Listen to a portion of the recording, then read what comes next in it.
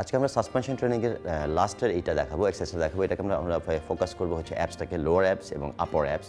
এটাকে আমরা বলি হচ্ছে সাসপেনশন ক্রাঞ্চেস। যেহেতু সাসপেনশন অবস্থায় জন্য নর্মাল যে ক্রাঞ্চ আমরা যেভাবে করি সেভাবে করবো না, একটু অপোজিট দিক দিয়ে করবো এবং মেইন ফোকাসটা করবো আমরা হচ্ছে পায়ের যে মুভমেন্টটা। আমরা নর্মাল ক্রাঞ্চেসে আমরা যেটা করি, আমরা আপার পোর্শনের মুভমেন্টটা করি।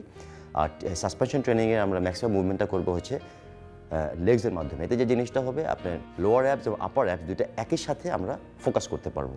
এখন দেখুন যে আমরা কীভাবে জিনিসটা করছি। আর আজকে এক্সারসাইজটা দেখাবে হচ্ছে আমাদের কাউসার ভাই, উনি দেখাবে যে কীভাবে এক্সারসাইজটা করতে হচ্ছে।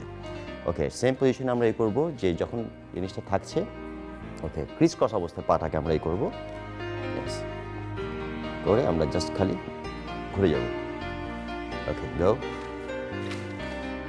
ইয়েস, ওকে ওকে ওকে ওকে পুশ আপ পজিশনে আমরা চলে যাবো, এটা পিছন দিকে যাব। ওকে ওকে, নিটা স্ট্রেট থাকবে প্রথম দিকে, নি স্ট্রেট। ওকে ওকে, আসুন করো। ওকে, স্ট্রেট যাবে, ঢুকবে। তার মানে আপনি ট্রাই করবেন যে দুইটা থাই আপনার অ্যাপসটাকে ক্রস করে পর্যন্ত চলে আসবে, চেস্ট পর্যন্ত চলে আসবে। ওকে, এবং যখন আমি এটা করছি, যখন আনবো ভিতরের দিকে, তখন ব্রিথ আউট, এবং যখন পাটাকে এক্সটেন্ড করবো তখন হচ্ছে ব্রিথ ইন।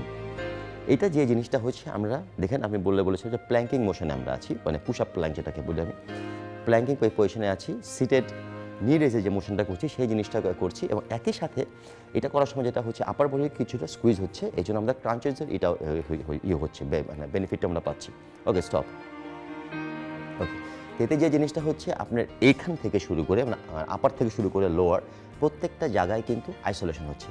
এবং প্ল্যাঙ্কিং অবস্থায় যে বেনিফিটটা আমরা পাচ্ছি, এর সাথে আমরা যে অবলিক্সের যে মাসেলগুলো আছে সেই মাসেলগুলো কিন্তু টোন আপ হচ্ছে। যে আমরা বলতে পারছি যে সাসপেনশন যে ক্রাঞ্চেস, এই ক্রাঞ্চেসের মাধ্যমে আপনার অ্যাবসের টোটাল যে অ্যাবসের মাসেলগুলো থাকে, প্রত্যেকটা মাসেল অ্যাক্টিভেট হচ্ছে।